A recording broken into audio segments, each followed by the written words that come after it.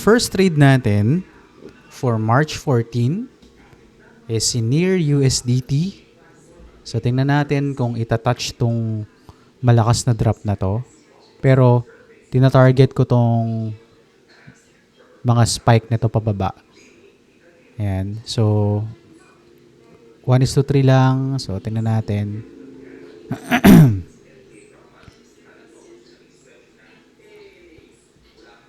Add lang natin.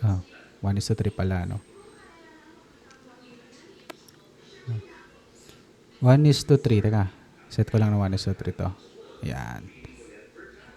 Tingnan natin kung itatouch niya yan.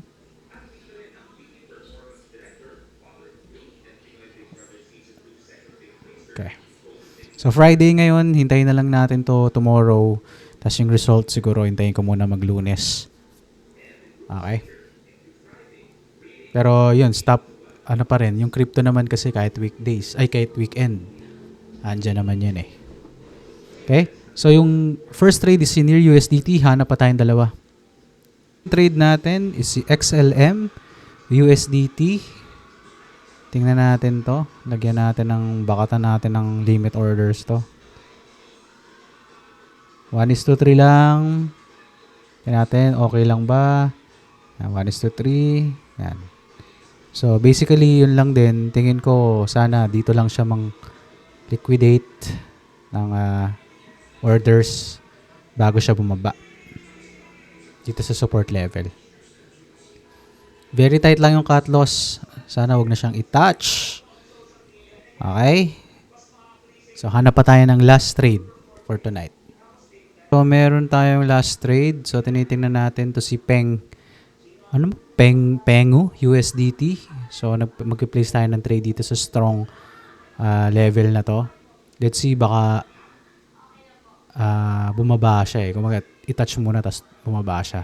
Nangyari na siya dito eh, oh. Bago siya tuluyang bumaba.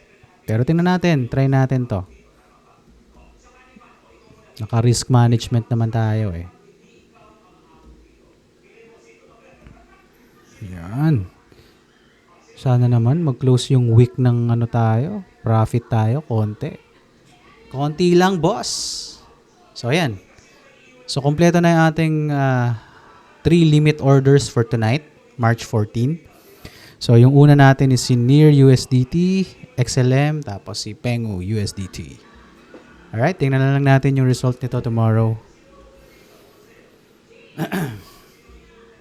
So, ito na yung results natin. So, lahat talo. Last Friday, lahat talo. Ano nangyari? Ano na nangyayari sa atin? Inalat, ubos yung profit natin, no? Inalat tayo, mate. Nice top out tayo, eh, oh.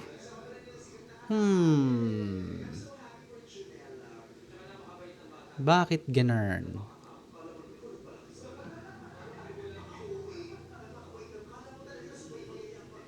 Dapat ito na pala yung kinuha ko, yung pinakamalalay.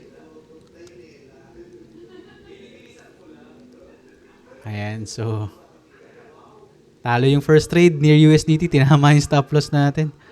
Punta tayo kay XLM, yung second trade natin. Ano naman dito? Ano naman nangyari? Na-stop out kasi tayo dun eh. Oh, ito rin oh. Ang ganda sana ng mga salo eh. Dapat ito pala yung inano ko eh oh.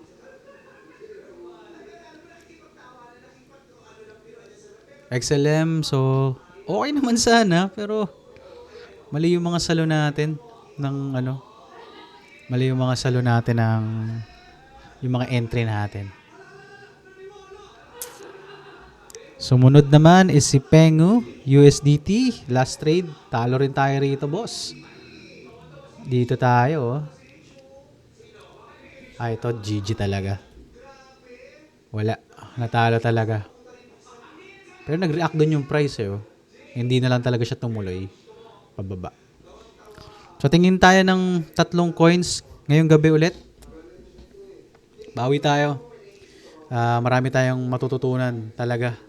Lalo pag naka-risk management. Nakaka-survive tayo ng mag-iisang buwan na oh. March 17 na ngayon.